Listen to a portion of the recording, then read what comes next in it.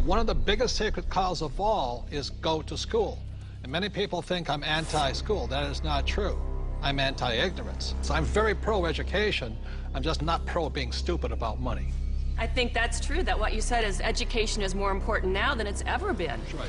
So the problem is that the schools focus just on two kinds of education. There's the academic, which is really important. Reading, writing, arithmetic, you need to have it, that's basic.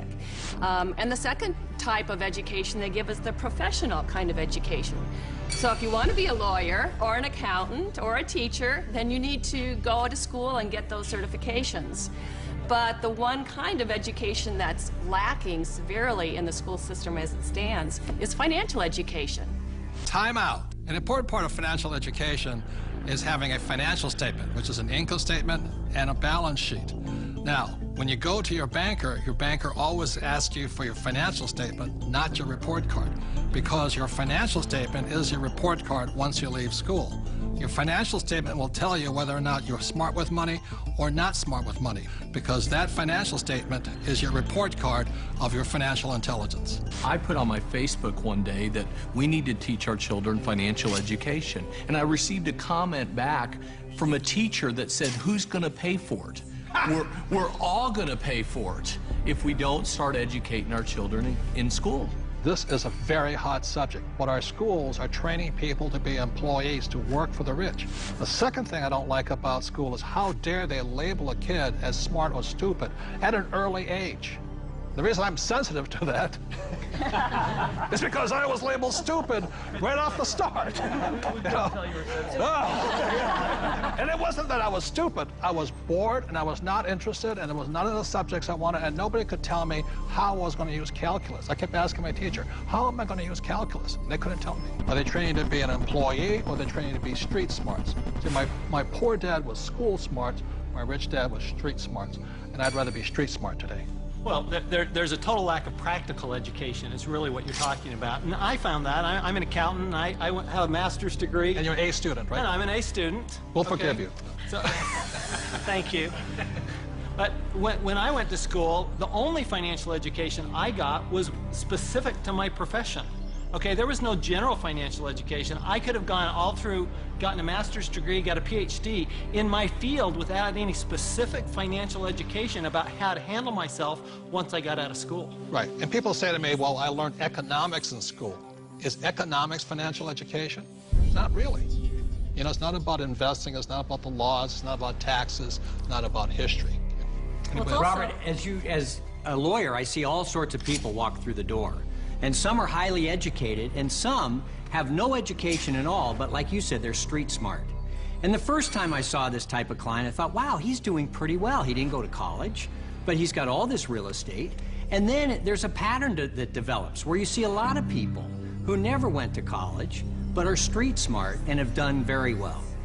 I can just say, I was talking to a woman the other day, she's a just as you're saying, highly successful doctor. Very, very successful.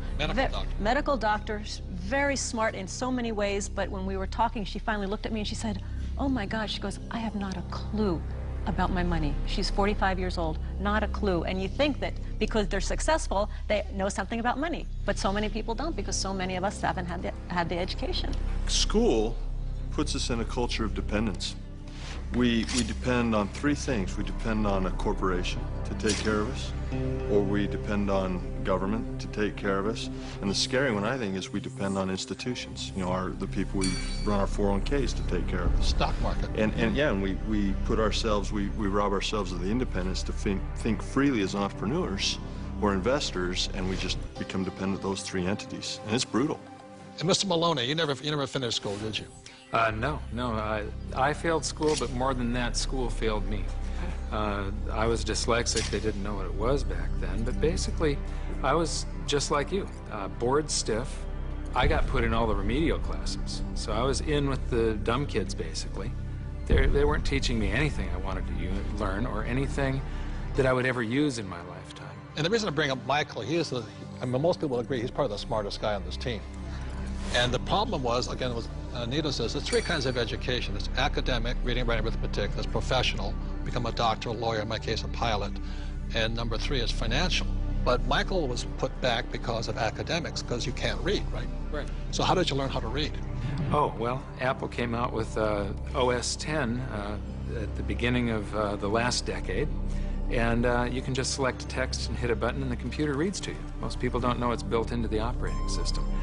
But more, I developed a passion for global finance and economics, and monetary history, especially. And passion drives you.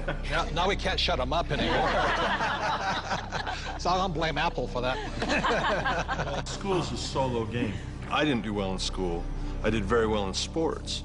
And in sports, you learn to compete. You learn to deal with pressure, teams, goals. And school is more so individually. I'm competing against everybody, and teamwork is cheating in school.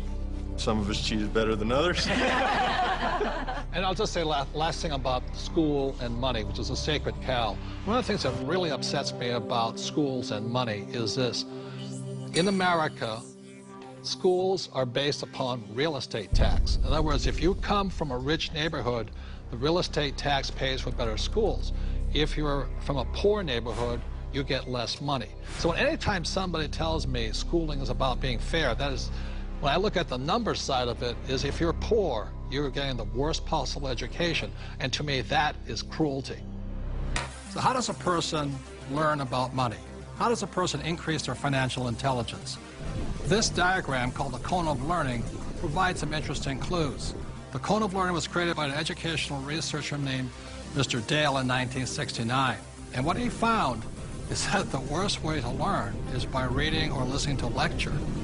And the best way to learn is at the top, which is simulations or games, and then doing the real thing.